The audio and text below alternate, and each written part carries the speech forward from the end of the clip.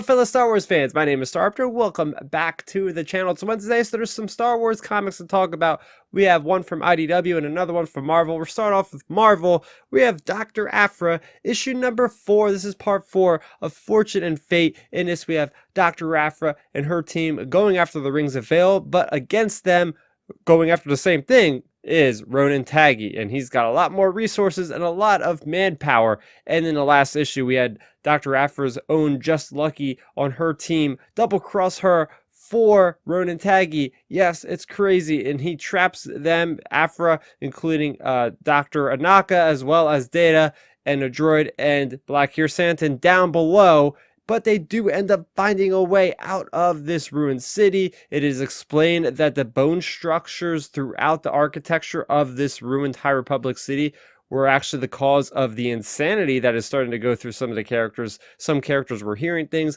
other characters were seeing things, and it was all because these bone structures were doing something with the brain waves. So very interesting there. So we have Dr. Aphra. They get out of this place safely, about to get to the Archangel. It gets destroyed, but luckily there is a High Republic ship that is perfectly parked there. It's perfect working condition. It's centuries old. They take it for a spin and they go after Ronen Tagge. I love this because as somebody who's looking forward to the High Republic, in the current Star Wars comics, we are getting so many cool little sprinklings of, is that a word? Sprinklings? Little details about what's to expect from the High Republic. So to see our first look at a Star Wars ship from the High Republic, it's a lot sleeker than I imagine.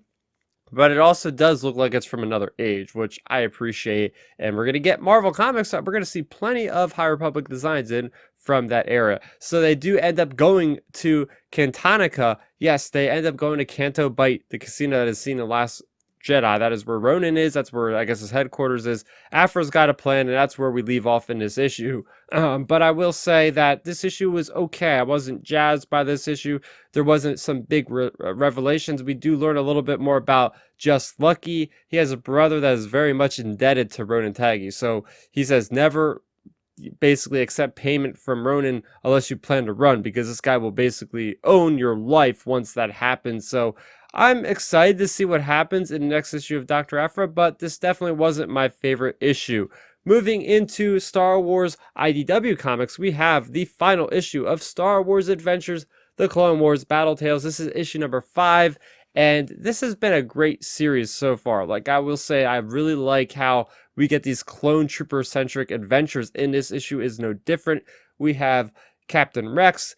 They are surrendering to the Separatists, and they have a flashback to when Commander Cody was dealing with Obi-Wan on the Snow Planet, and they were actually being held prisoner by Grievous. He wanted them to basically build this bridge to get across, and they do find out that there's these indigenous little creatures that look oddly like ice Ewoks.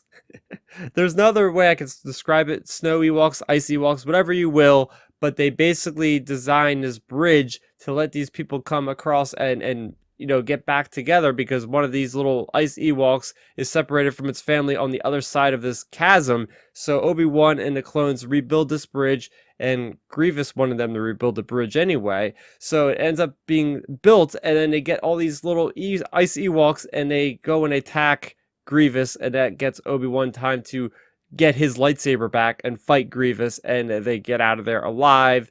So that is the gist of the story. The whole cool thing about this story that makes it memorable for me is just the introduction of ice Ewoks. I think that's the most valuable thing coming out of this comic, frankly. It's, other than that, it's kind of like your paint-by-number story that you would expect, which are good stories for what I expect from the Clone Wars. And maybe we'll see more stories like this someday. But I definitely like the artwork as well. I think the artwork, all in all, through this whole mini-series has been great, especially this issue. They have this great perspective of the clones firing their firearms from, like, behind the shoulder, kind of like a third-person, like, video game shot of them taking out the clankers, as they call them. So, all in all, great story. And what do you guys think about this week's comics? Let's talk about them in the comment section down below. If you're new to the channel, welcome. I just put up a video about talking about all the exciting Xbox news that has been coming out in preparation for Xbox Series S and X. So if you're a gamer, make sure you check out that video. It's more of a long form kind of thing with a couple of my friends, so definitely check that out. That's going to do it for me, Starrapter. Thank you so much for watching, and may the Force be with you always. Thanks for checking out the video. Please hit that thumbs up symbol. It helps me know that I'm making content that you guys enjoy. And if you enjoyed this video, I also include 2 videos down below you guys should check out. And please consider subscribing to this channel. It helps support me, and it notifies you guys of when I get new videos up on the channel. You can also contact me on Twitter, Facebook, and Instagram at Starrapter.